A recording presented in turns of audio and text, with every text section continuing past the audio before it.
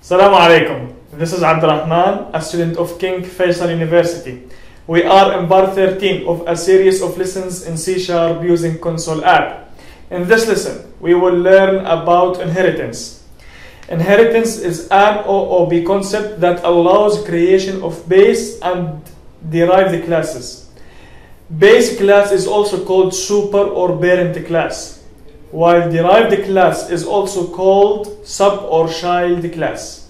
Inheritance allows all public, internal, and protected internal members of the base or parent class to be inherited by the derived or child class. To declare a child class, we added a colon and name of the parent class. To understand it further, let's do our first activity, and that is the only project in this lesson. To easily define our classes, we will use a UML class diagram. A class diagram is always divided into three parts: its name, the properties, and the constructors and methods. As shown, we have a class called man that has two private properties, name and city, and a public method called display.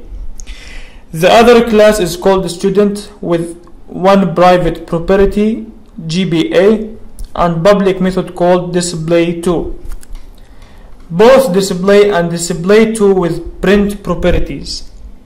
Notice also that we don't have constructors here.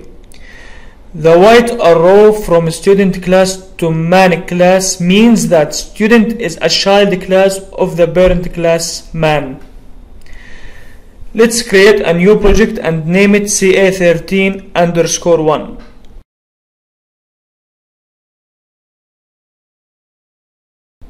Let's add a new class and name it man.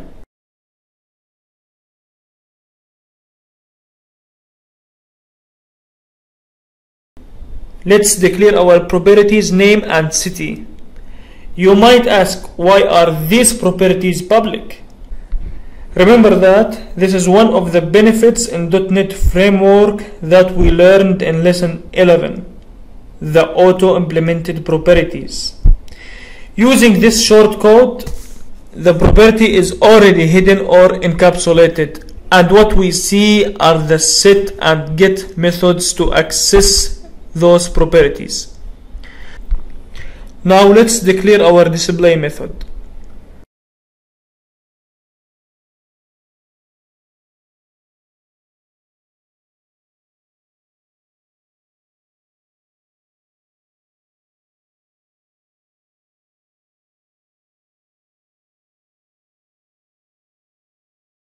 Let's add another class and name it student.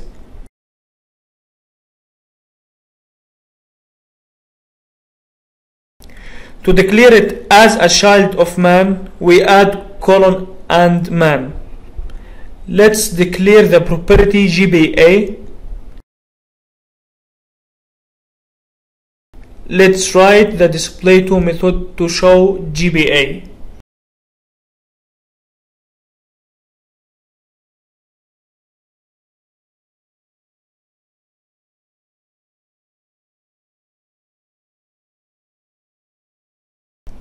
In the main method, create an object of man with values of Abdurrahman and Riyad. Notice that we had to set the property values again. Why? Because we did not create a constructor. Now let's create an object of a student class.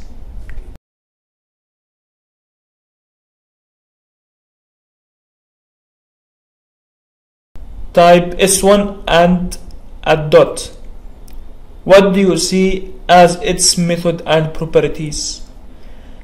We can see its property GBA, but we can also see the properties name and city from parent class man. We can see the method display2, but we can also see the display method from parent class man. That is inheritance. All public internal and protected internal properties and method will be inherited by the child class. Well done. Let's finish the code by setting the values to Ali, Hafuf, and Foy.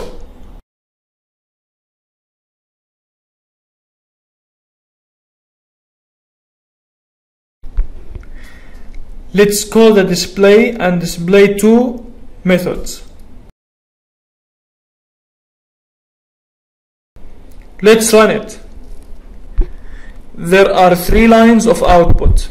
The first line is for the object of man, while the second and third are for the object of student.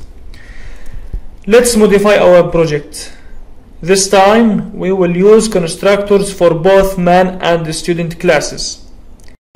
Here is our constructor for the man with 2 parameters.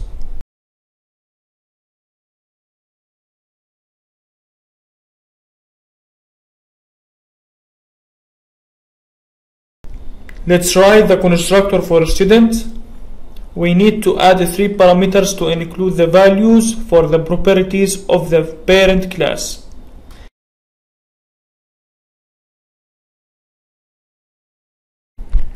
At the end of the line, we need to add colon, base, keyword, and the parameters that we will pass to the constructor for the parent class. Let's set the values of our 3 properties. Let's go to the main method. Save it to see the new errors. The errors are on the object creation. Can you explain why? It's because we only have one constructor for each class and they both have parameters now. Let's remove the sets and put the values in our object creation.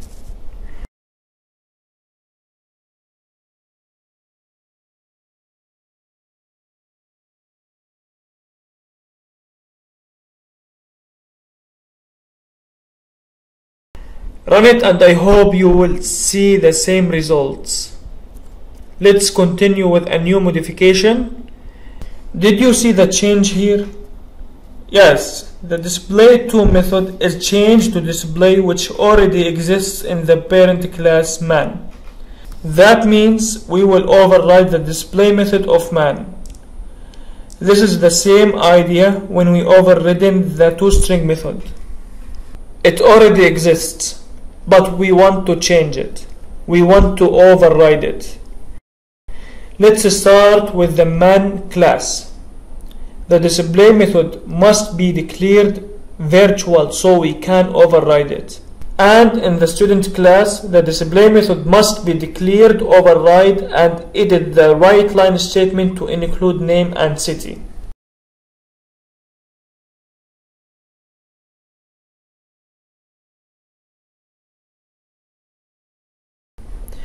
And in the main method, we should delete the call to display2 as it no longer exists. Let's run it. There is just 2 lines. Great job! For your channel, continue working on your only project by following the shown modified UML class diagram with an additional class employee.